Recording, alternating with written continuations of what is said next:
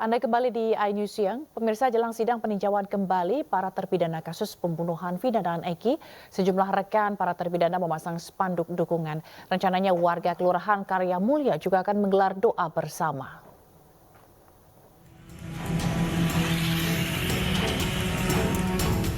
Sejumlah rekan dan mantan terpidana kasus pembunuhan Vina dan Eki Sakatatal memasang sejumlah spanduk di beberapa titik di Jalan Perjuangan Kota Cirebon.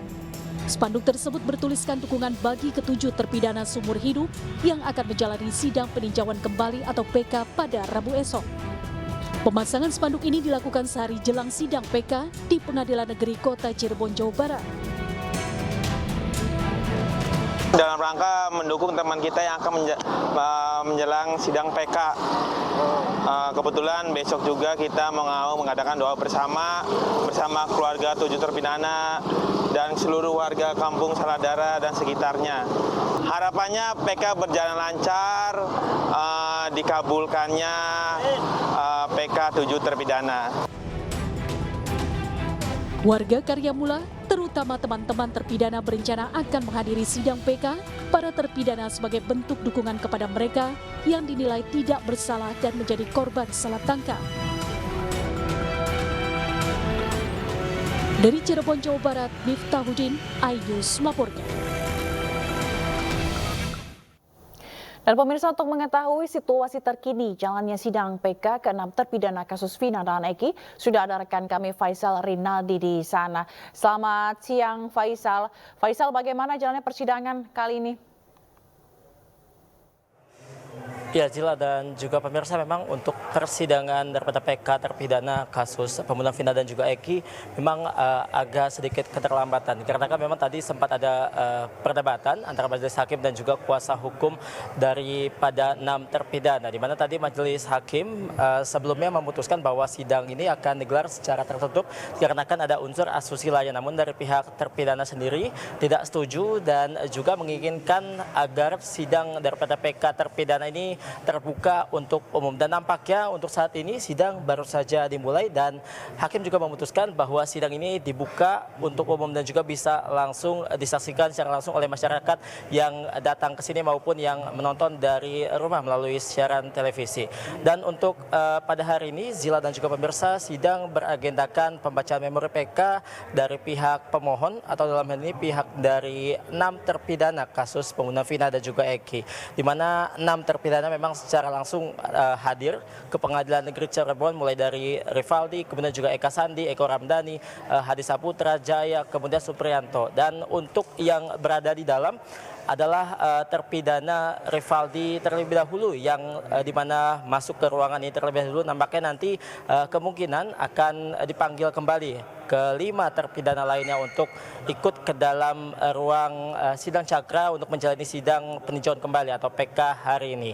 Kemudian juga Zila dan juga pemirsa, memang untuk hari ini yang tadi kami sampaikan agendanya hanyalah pembacaan memori PK dan untuk sejumlah persiapan lainnya di sidang-sidang berikutnya memang sudah dipersiapkan dengan matang oleh pihak kuasa hukum daripada terpidana, seperti misalnya novum, kemudian juga sejumlah orang saksi ahli, baik itu saksi ahli maupun saksi fakta, di mana tadi dikatakan oleh Oto Hasibuan selaku kuasa hukum daripada 6 terpidana bahwa akan ada sekitar 30 saksi fakta dan juga 20 saksi ahli yang dihadirkan di dalam sidang PK ini. Kemudian dapat kami informasikan pula, Zila dan juga pemirsa, yang menjadi pertanyaan adalah kemana satu terpidana lainnya, yakni Sudirman. Nah, ini yang tadi dikatakan oleh Oto Hasibuan kepada kami awak media di sini, dikarenakan memang untuk sidang daripada PK Sudirman ini akan berlangsungkan atau digelar secara terpisah yang kemungkinan akan dilaksanakan pada tanggal 25 nanti. Dikarenakan memang untuk terpidana Sudirman pengajuan PK-nya ini berbeda atau secara terpisah dilakukannya atau diajukannya dengan 6 terpidana lainnya. Kita nantikan Zila memori PK yang akan disampaikan pada hari ini dan juga sejumlah novum yang akan menjadi amunisi daripada 6 terpidana dalam PK ini. Zila, kembali ke Anda. Baik Faisal, lalu apakah kerabat dan juga keluarga ikut hadir dari terpidana ini ikut hadir dalam sidang kali ini? Ya, Zila dan juga pemirsa, untuk para kerabat atau keluarga dari terpidana memang hadir pula secara langsung di Pengadilan Negeri Cirebon, Jawa Barat, di mana tadi pagi kami juga melihat adanya ibu dari terpidana Rivaldi yang ikut menyaksikan langsung jalannya sidang PK ini, dan juga tadi sempat menjenguk daripada Rivaldi yang sebelum memasuki ruang sidang ini sempat dimasukkan ke dalam ruang tahanan PN Cirebon. Kemudian juga ada sejumlah hal lainnya yang memang datang, atau sejumlah kerabat lainnya maksud kami yang datang ke Pengadilan Negeri Cirebon. Mulai dari tadi ada Saka Tatal bersama dengan teman-temannya juga ikut hadir ke PN Cirebon. Kemudian juga untuk Peggy Setiawan pun juga tadi dari pantauan kami pun juga hadir untuk memberikan dukungan untuk 6 terpidana yang memang akan menjalani sidang PK-nya pada hari ini. Zila. Lalu Faisal, tadi Anda sampaikan bahwa yang sedang menjalani sidang ini adalah Rivaldi begitu ya. Lalu bagaimana dengan terpidana lainnya? Apakah di hari ini juga atau seperti apa? Ya Zila, ini kita akan menunjukkan adalah kelima terpidana yang akan memasuki ruang persidangan di mana akan menyusul daripada Rivaldi yang sudah berada di dalam. Ini ada Eka Sandi, kemudian juga Eko Ramdhani, ada Hadi Saputra, ada Jaya, dan juga ada Supriyanto yang memang sebentar lagi akan memasuki ruang sidang Cakra, di mana tempat digelarnya sidang peninjauan kembali daripada ke-6 terpidana yang hari ini menjalani sidang perdana atau PK untuk mengajukan keadilan baginya, dikarenakan memang ke-6 terpidana merasa tertuduh atas tuduhan pasal pembunuhan berencana yang divonis terhadap seluruh terpidana ini. Dan kemudian juga Zila dan juga pemirsa, dalam kasus ini memang atau dalam novum ini memang sudah disiapkan segala bentuk macam novum untuk menjadi amunisi di mana yang akan disiapkan dalam PK ini. Di antaranya adalah keterangan daripada AEP yang memang berubah-ubah, dan juga keterangan terbaru AEP yang mengatakan bahwa dirinya diarahkan pada saat itu oleh Ibtu Rudiana. Kemudian juga keterangan daripada teman dari Vina, Widi, dan juga yang lainnya yang mengatakan bahwa pada saat kejadian pada pukul 10 malam masih berhubungan secara langsung melalui pesan SMS dengan Vina, dan ada sejumlah novum lainnya yang memang akan dihadirkan atau akan dibawa di dalam PK ini. Zila. Baik Faisal, dan kita akan lihat apa saja fakta yang akan dihadirkan dalam persidangan nanti. Terima kasih Faisal, kita akan tunggu update dari sana. Selamat bertugas kembali. Pemirsa, sebelumnya jelang sidang perdana peninjauan kembali 6 terpidana kasus kematian Vina dan Eki, tim kuasa hukum bersama keluarga terpidana beserta Saka Tatal mendatangi Lapas Kelas 1 Cirebon, Jawa Barat. Kedatangan mereka ini untuk memberikan dukungan kepada ke-6 terpidana yang akan menjalani sidang pada tanggal 4 September mendatang.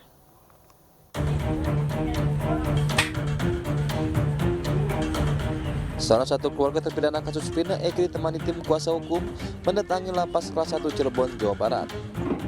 Selain menjenguk, kedatangan keluarga tim kuasa hukum guna memberikan dukungan jelang sidang perdana peninjauan kembali yang akan berlangsung pada 4 September mendatang. Selain tim kuasa hukum, mantan terpidana kasus Vina Eki, Saka Tatal, juga hadir untuk memberikan dukungan kepada 6 terpidana. Jadi Saka kan udah bebas, Saka nggak pengen tinggal diem aja, pengen tidur enak-enakan. Saka pengen bersuara dan kepengen orang-orang yang tidak bersalah itu bebas. Tanggal 4 besok kan sidang pertama ya. Ya tentunya kita memberikan masukan kekuatan untuk persiapan dalam rangka sidang pertama peninjauan.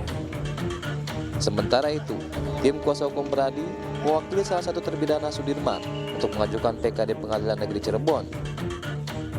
Sudirman yang sudah mencabut kuasa hukum yang ditunjuk Polda Jabar sempat mengalami kesulitan untuk PK lantaran tak bisa ditemui saat masih ditahan di Polda Jabar. Dengan PK Sudirman ini, menandakan bahwa semua terpidana kasus Vina Eki yang berjumlah 7 orang sudah mengajukan PK. Dalam rangka untuk mendaftarkan peninjauan kembali dan menyerahkan memori PK untuk terpidana ke-7 Sudirman. Jadi dengan kami mendaftarkan PK dan mendapatkan akte PK, pendaftaran PK ini, maka sudah lengkap 7 terpidana berada di dalam tim hukum Pradi. Sebelumnya, 6 terpidana lainnya yakni Eko Ramadhani, Eka Sandi, Supriyanto, Hadi, Jaya, dan Rivaldi telah lebih dulu mengajukan PK dan kini menunggu sidang perdana pada 4 September mendatang. Dari Cirebon, Jawa Barat, Miftahuddin, iNews melaporkan. Kita ke informasi lainnya, pemirsa. Fakultas Kedokteran Universitas Diponegoro gelar aksi solidaritas atas Kemenkes yang menghentikan program pendidikan dokter spesialis dan dekan FK Undip. Sementara seorang mahasiswa PPDS Undip juga membantah adanya pemalakan puluhan juta rupiah.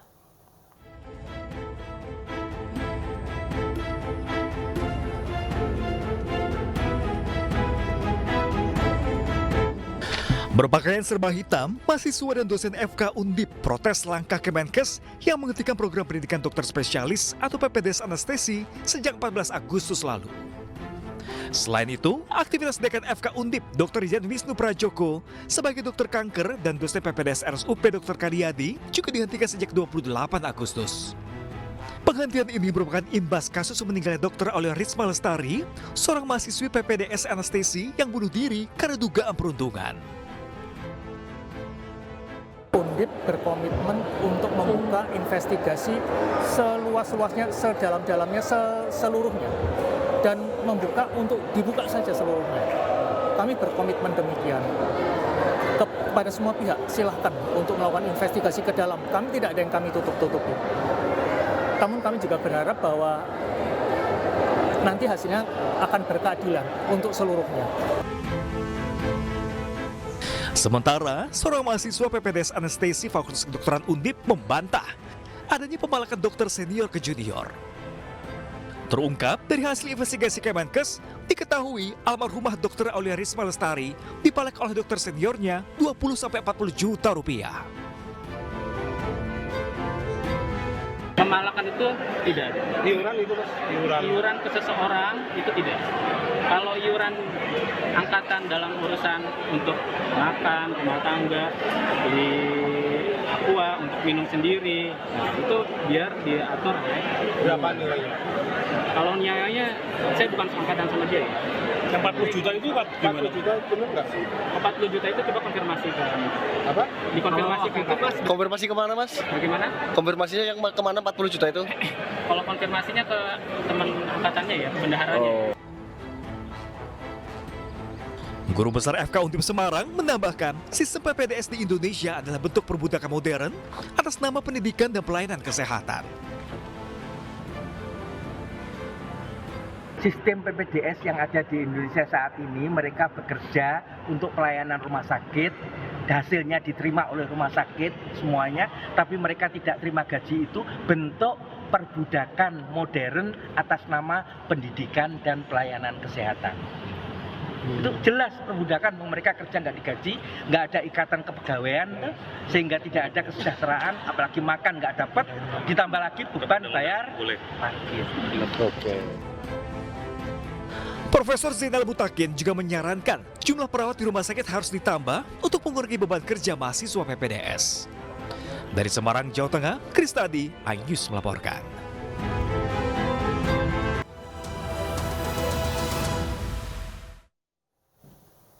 Terima kasih Anda kembali bersama kami. Pemirsa, bakal calon Wakil Gubernur Jakarta Rano Karno mendatangi kediaman Maijen Purnawirawan Edi Marzuki Nalapraya, mantan Wakil Gubernur Jakarta tahun 80-an di Desa Cipayung, Kecamatan Megamendung, Bogor, Jawa Barat. Rano meminta restu Edi Marzuki untuk mengikuti Pilkada DKI 2024.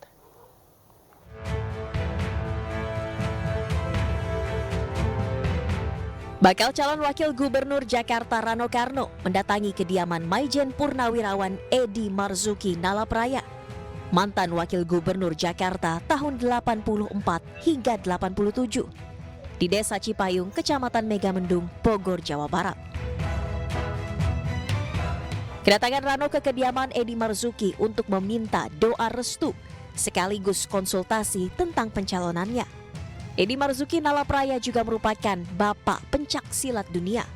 Dari pertemuan ini, Rano juga berharap pencak silat bisa terus dilestarikan karena merupakan bagian dari warisan budaya Indonesia. Jadi memang sangat wajar lah saya minta doa. Nah inilah artinya silaturahim ini tidak terputus. Mudah-mudahan amal ibadah juga tidak terputus. Ada harapan. Saya manggil Kong Edi, pencaksilat itu harus berdiri sendiri. Karena apa? Pencaksilat itu adalah budaya. Dia bukan hanya itu bela diri, tapi itu adalah kultur, dia budaya. Nah, itulah harapannya yang sangat wajar itu bagi seorang, apalagi beliau ini kan ini tokoh dunia bukan tokoh Indonesia gitu. Makanya mungkin ada rencana mungkin mau bikin museum pencaksilat di sini. Karena ya inilah ruhnya kebudayaan itu. Rano Karno maju di Pilkada Jakarta 2024 mendampingi Pramono Anung, diusung Partai PDI Perjuangan. Dari Bogor, Jawa Barat, Wildan Hidayat, iNews melaporkan. Sementara itu, Deddy Mulyadi siap melawan 3 pasangan lainnya dalam Pilkada Jabar 2024. Deddy tak gentar dengan lawan-lawannya yang merupakan ketua umum partai hingga selebritas.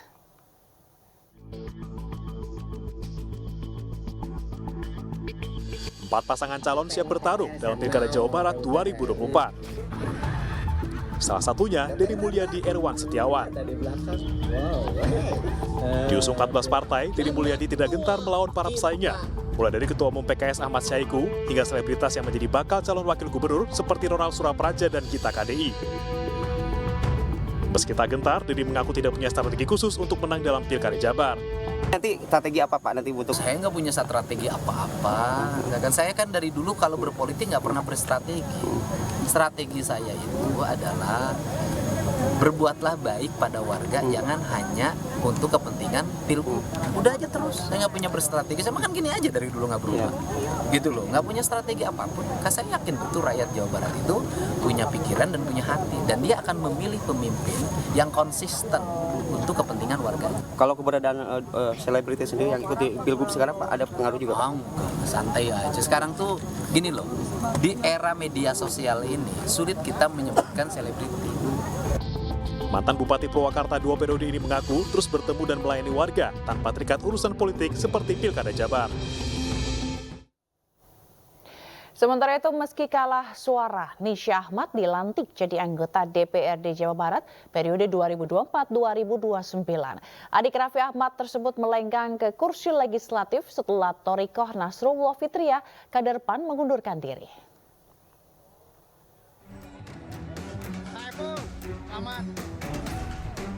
120 anggota Dewan Perwakilan Rakyat Daerah Provinsi Jawa Barat telah resmi dilantik di Gedung Merdeka, Kota Bandung oleh Ketua Pengadilan Tinggi Bandung kemarin Senin 2 September 2024.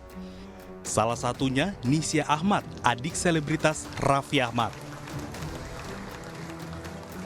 Sebelumnya, Nisya yang merupakan kader PAN sempat dinyatakan tidak lolos dalam kontestasi pemilihan legislatif.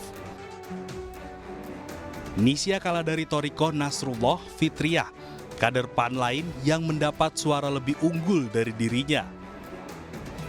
Namun, calon anggota terpilih Thorikoh Nasrullah Fitriah mengundurkan diri sehingga Nisya Ahmad menggantikannya. Alhamdulillah saya dapat kewajiban sama tanggung jawab khusus. Mudah-mudahan bisa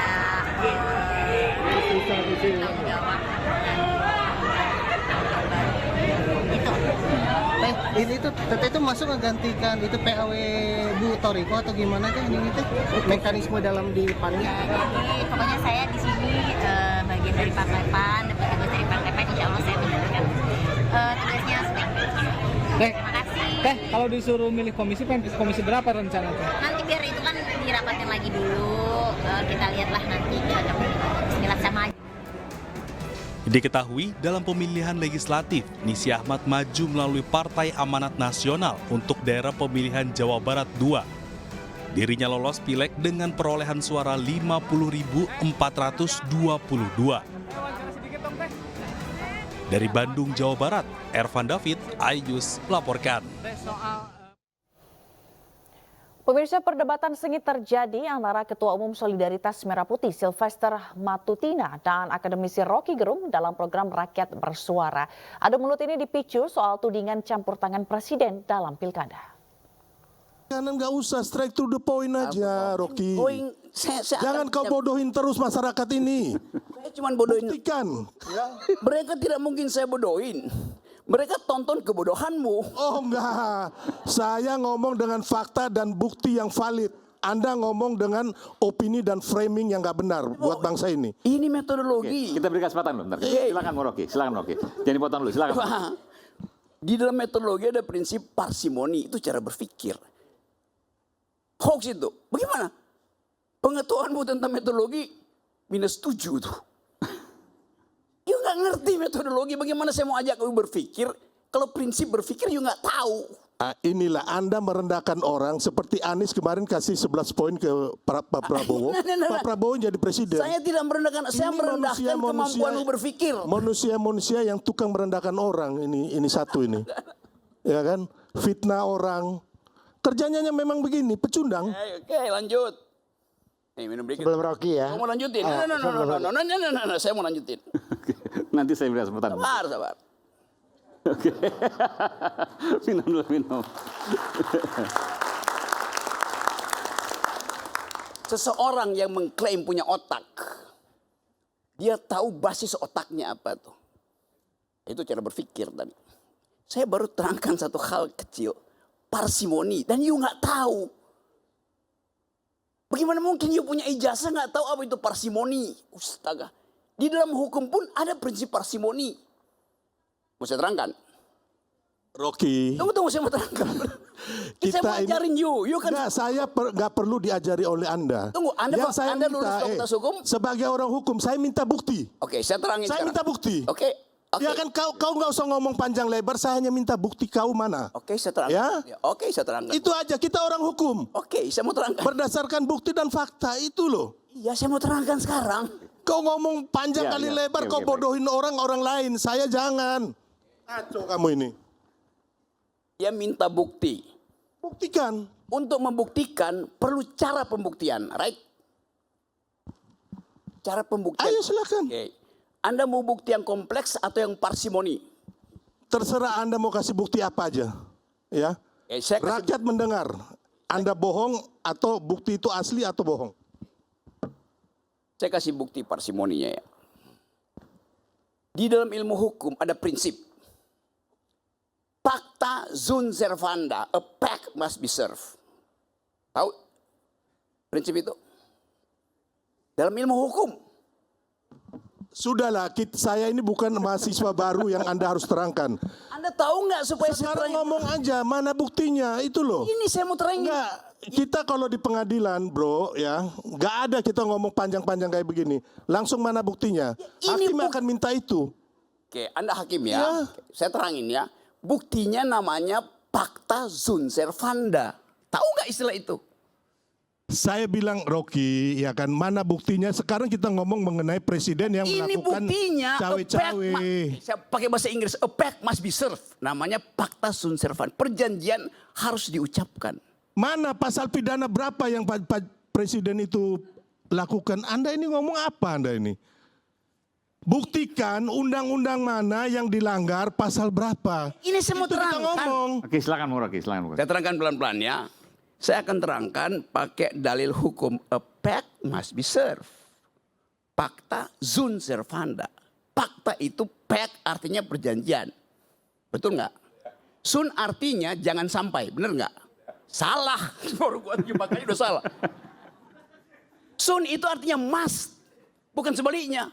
Ya bagaimana sih mau terangin dia sedungu ini? Bukan, saya mengiyakan apa aja yang kamu omong gitu loh. Nah, sekarang kan mana dia hanya muter-muter, nggak bisa bukti.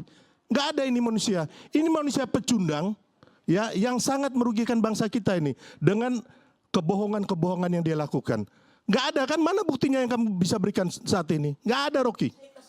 Mana? Nggak ada. Kau nggak usah ngomong saya ini bukan mahasiswa kamu yang kamu ajarin, nggak. Sebagai orang hukum, mana pasal-pasal? You mahasiswanya siapa? Profesor siapa namanya? Nggak perlu kau tahu ya. Yang sekarang ini mana pasal-pasal yang dilanggar oleh presiden. Saya mau terangkan itu. Nggak usah lah kau ngomong banyak kayak begitu. Baru mau terangkan prinsip. Enggak. Kita orang hukum, kita ngomong. Kenapa you bodoh dengan prinsip itu? Kau. Udah. Makanya nggak usah ngomong kayak gitu. Sudah. Oke, baik, kita akan kembali saat lagi, tetap bersama kami di Rakyat Bersuara.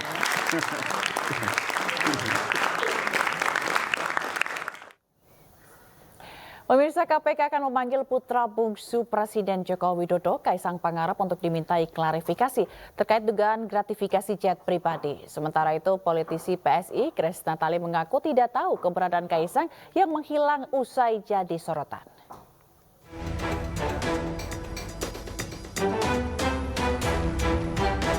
Usai jadi sorotan terkait dugaan gratifikasi pesawat jet pribadi, putra bungsu Presiden Joko Widodo sekaligus Ketua Umum PSI Kaisang Pangarep dan istrinya Erina Gudono menghilang. Bahkan sejumlah politisi PSI pun mengaku tidak tahu di mana keberadaan Kaisang. Strategi pribadi sih. Itu kan terkait dengan mendingan tanya beliaunya langsung. Iya. Aku udah nggak disuruh.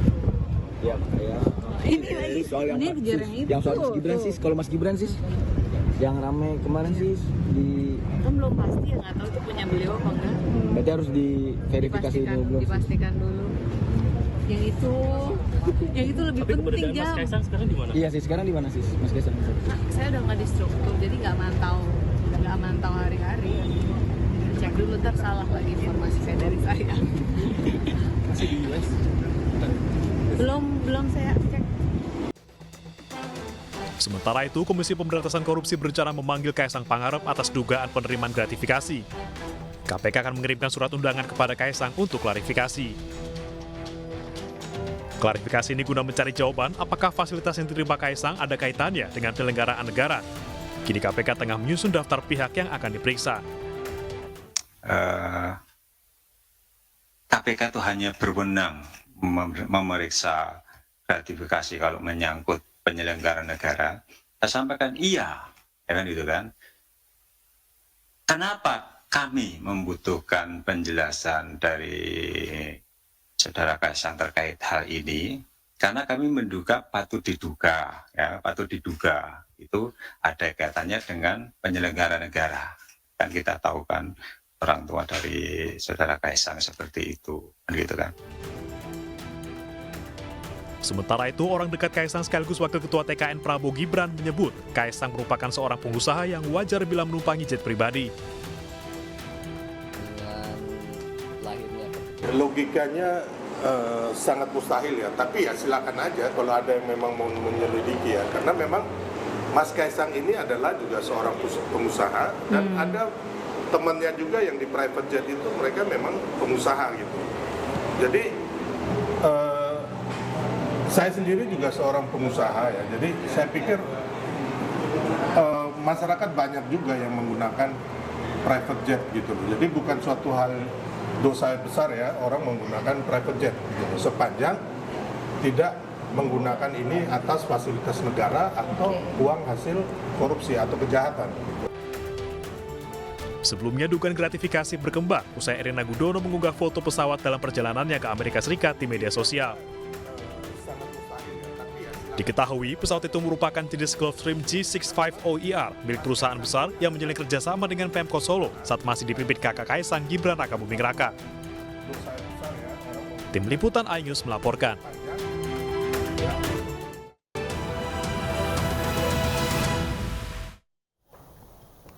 Pemirsa, hari ini sidang peninjauan kembali 6 terpidana kasus pembunuhan Vina dan Eki digelar di Pengadilan Negeri Cirebon.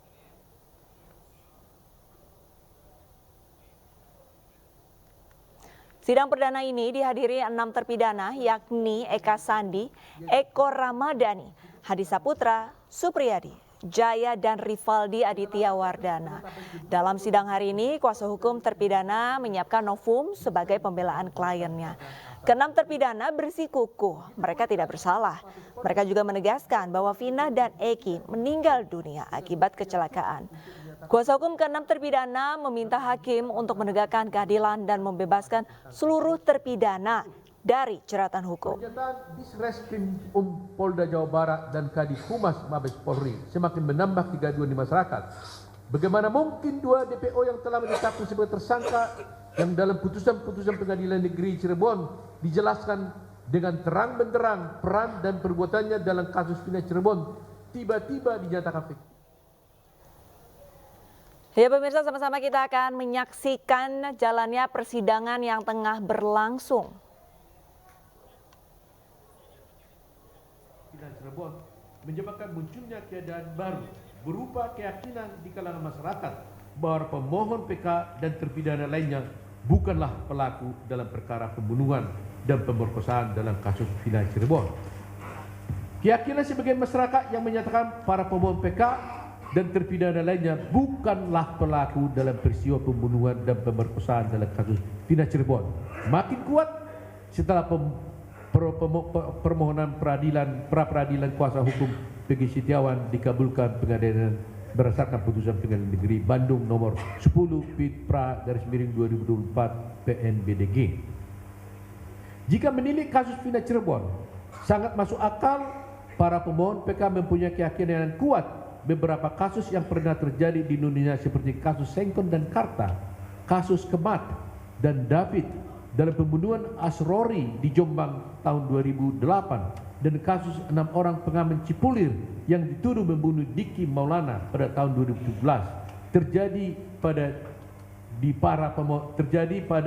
diri para pemohon PK.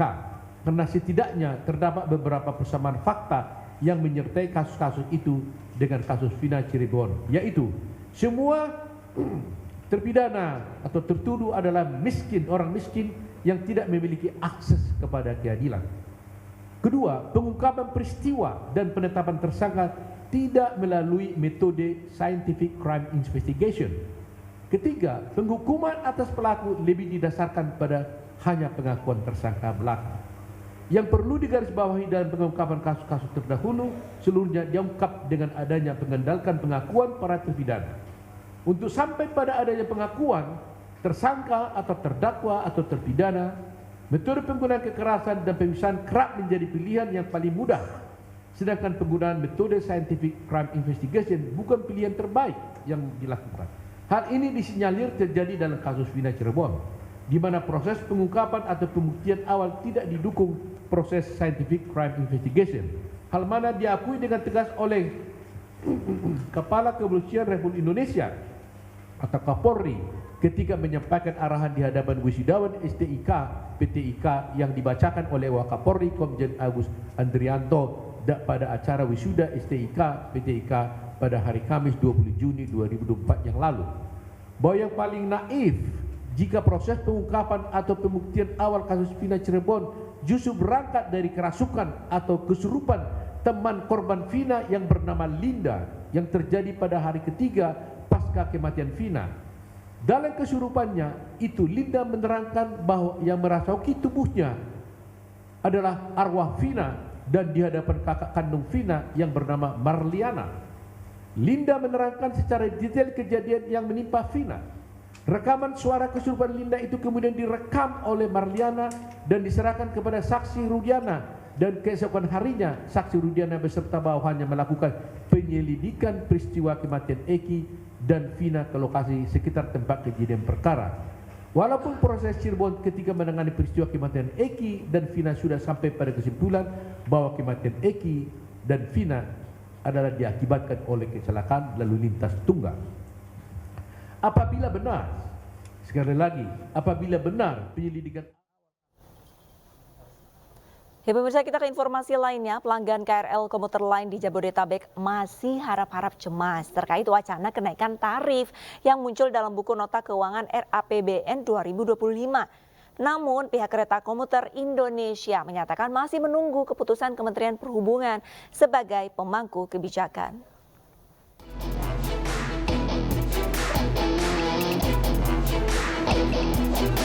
Beberapa hari terakhir ini, kabarnya naik tarif kereta rel listrik komuter lain mencuat setelah wacana penyaluran subsidi KRL berbasis NIK muncul dalam buku 2 nota keuangan RAPBN tahun 2025.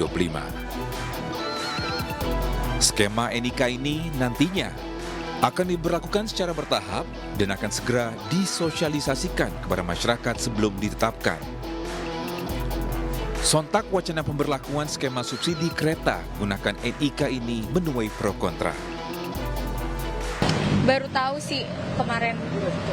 Enggak, karena saya kan pengguna KRL juga ya. Saya tuh kuliah naik KRL. Jadi kalau ada kebijakan kayak gitu sih saya kurang setuju. Aku sih nggak setuju ya, karena kan jadi lebih ribet, apalagi kok di waktu-waktu sibuk gitu. Ya nggak setuju aja, karena kan lebih ribet, terus biayanya beda, padahal kan fasilitas yang kita dapetin sama. Tahu, kemarin sempat baca beritanya sih. Terus kayak kenapa dinaikin itu nggak setuju, karena banyaklah masyarakat menengah ke bawah yang menggunakan KRL, TJ juga untuk kegiatan sehari-hari, untuk mobilitas sehari-hari gitu. Namun menjawab keresahan sejumlah pengguna KRL, PT Kereta Komuter Indonesia menyatakan kenaikan tarif belum bisa diberlakukan dalam waktu dekat, karena hingga kini belum ada pembicaraan dengan kementerian terkait. Selain itu, kenaikan tarif juga harus menunggu keputusan dari Kementerian Perhubungan sebagai pemangku kebijakan. Saya kira tidak seperti itu ya. Jadi hanya karena sekali lagi belum ada arahan terkait dengan hal tersebut, sehingga kami belum bisa memberikan statement apapun ke publik. Skema NIK ini kira-kira belum juga dari negara mana sih Pak? Saya belum bisa memberikan informasi ya, karena belum ada arahan yang disampaikan ke kami. Tapi apakah skema ini memungkinkan Pak untuk dilakukan di tahun-tahun ke depan? Belum tahu ya. Sebelumnya, subsidi KRL berbasis NIK dikhawatirkan menyebabkan kenaikan tarif KRL. Jika ini menjadi nyata, tidak menutup kemungkinan para pengguna KRL beralih kembali ke kendaraan pribadi yang bisa berdampak dengan bertambahnya kemacetan lalu lintas di jalan raya. Dari Jakarta, Tim Liputan iNews melaporkan. Pemirsa, sebuah brand aksesoris asal Tiongkok membuka toko terbesar di dunia di salah satu pusat berbelanja di Jakarta. Peresmian toko aksesoris terbesar ini menawarkan pengalaman berbelanja yang benar-benar berbeda.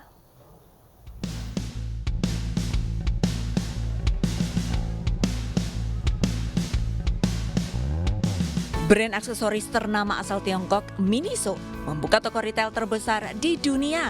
Miniso secara resmi membuka toko terbesarnya, Miniso Land, di Central Park, Jakarta. Hadir dengan nilai-nilai Miniso, yaitu kesenangan, kualitas, dan keterjangkauan.